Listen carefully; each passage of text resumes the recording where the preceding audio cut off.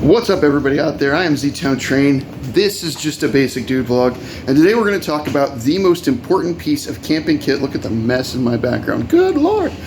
The most important piece of kit from Hurricane Ian for my family. You would think it was a generator, but it wasn't for the first week. For the first week, it wasn't generator. It wasn't about the electricity. It was about this piece of gear right here. And he is a Coleman camp stove. Let's get set up here.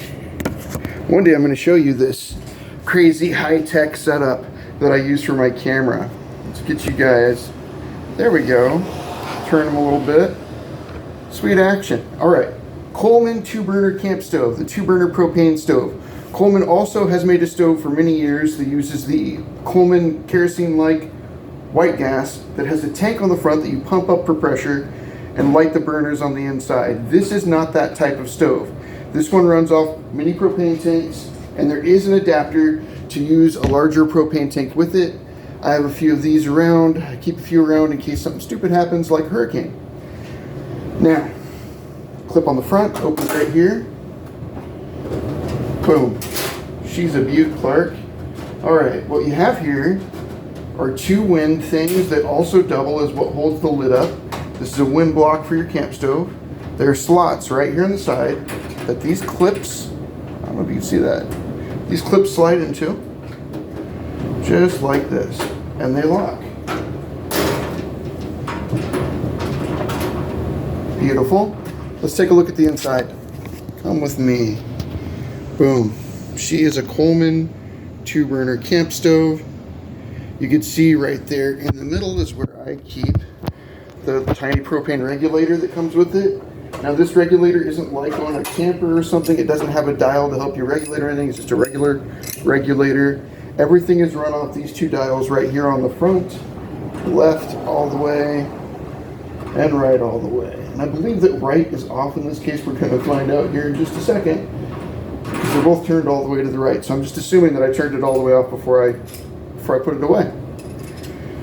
This is how we ate for like the first week after Hurricane Ian. We didn't have any electricity for about a month, and also no internet, and for the first couple of weeks, no cell phone service within like forever.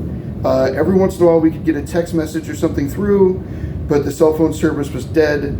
Verizon came in and set up temporary towers, but it took forever to get it done, and every time a tower would go up, the bandwidth would go away because so many people were on it. Here we go. Let's show you guys the port on the side of the stove where our regulator hooks up, and he looks just like that. And that connects to this piece right here. There is no good way for me to do this just now. So because this is just a basic dude vlog, I don't have a basic dude vlog assistant or something like that with me right this second. You slide the tip in and screw it down. I believe these fittings are brass, so I'm trying not to cross thread it, and you just want it to get down in there nice and tight. Now, LP gas isn't super dangerous, but it's dangerous enough. You never want to use this inside. We used this on a screened-in back porch that was at our friend's house, where we hung out a lot after the hurricane. There, we got them on there nice and tight. And I'm going to show you what that looks like. But don't give anyone motion sickness. And there she is. The regulator is screwed in. Here's the burners. And we're getting away from our bag of tricks videos today. We're just kind of doing something a little bit different. And here we have our propane tank. I think there's some left in this one. It might be empty, but we're gonna find out. We do have more than this, but I don't want to open a new tank if I haven't used everything off of the old tank. He just screws in, just like this.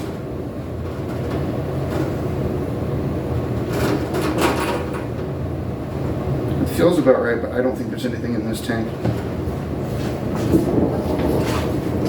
Now,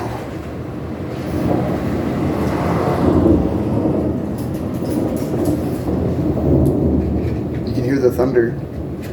We're going to light him with these handy Coughlin's brand waterproof matches.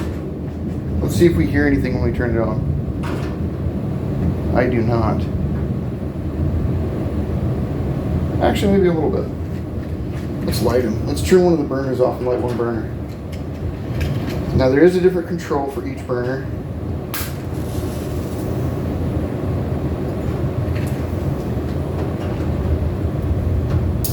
Boom. There's a little bit left in there. And let's take a look at what it looks like when it's on.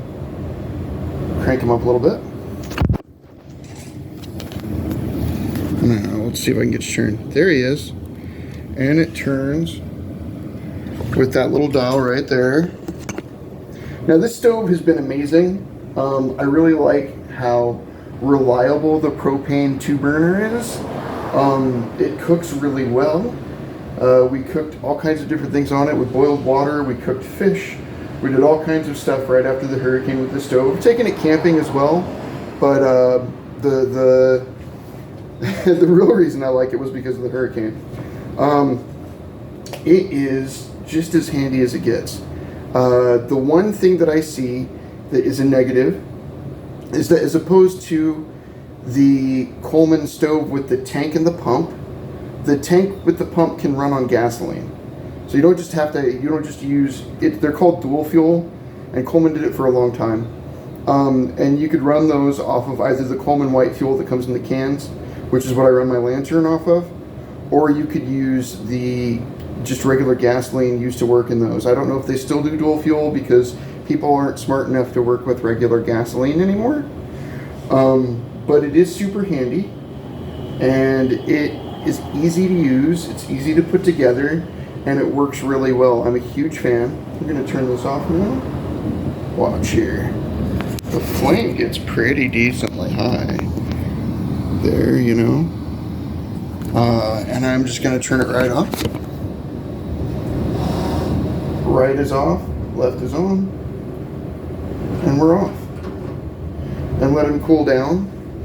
And I'll show you guys how easy this thing is. I mean, you want to let everything cool off before you remove your tank. Any gas that escapes from your tank is flammable, so you do not want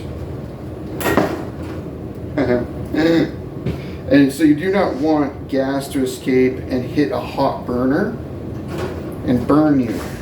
There are definitely safety measures. Also, I know that the top of this plastic tote is probably a piss poor place to cook, but underneath the stove I do have it set up with wood under the legs and stuff to give him a little space and just to have him a little bit safer. And I wasn't going to leave it on for very long anyway. When I cook with it, I usually cook right on the ground, right on the concrete.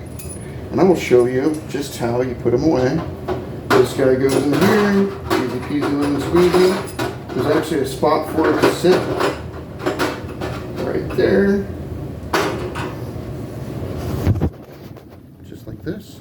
See the hole where you can just set that into? Then there are clips here. Unclip.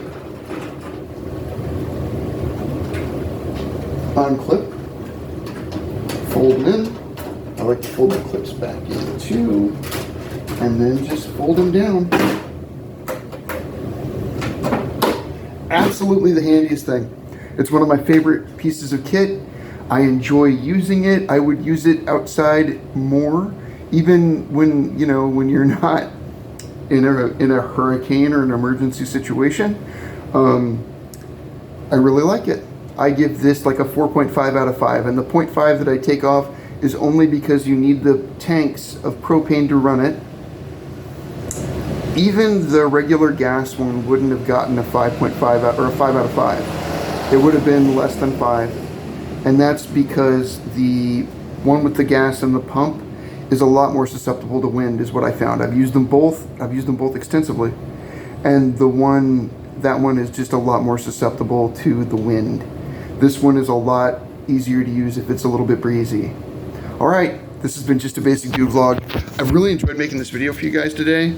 I know that the quality of my videos is not absolutely perfect. I don't get all the production right all the time. My background is my garage, so it's a mess of my junk. But it's been really enjoyable making this video for you today. I am Z Town Train. This is just a basic dude vlog. I'm out of here. I'll see ya.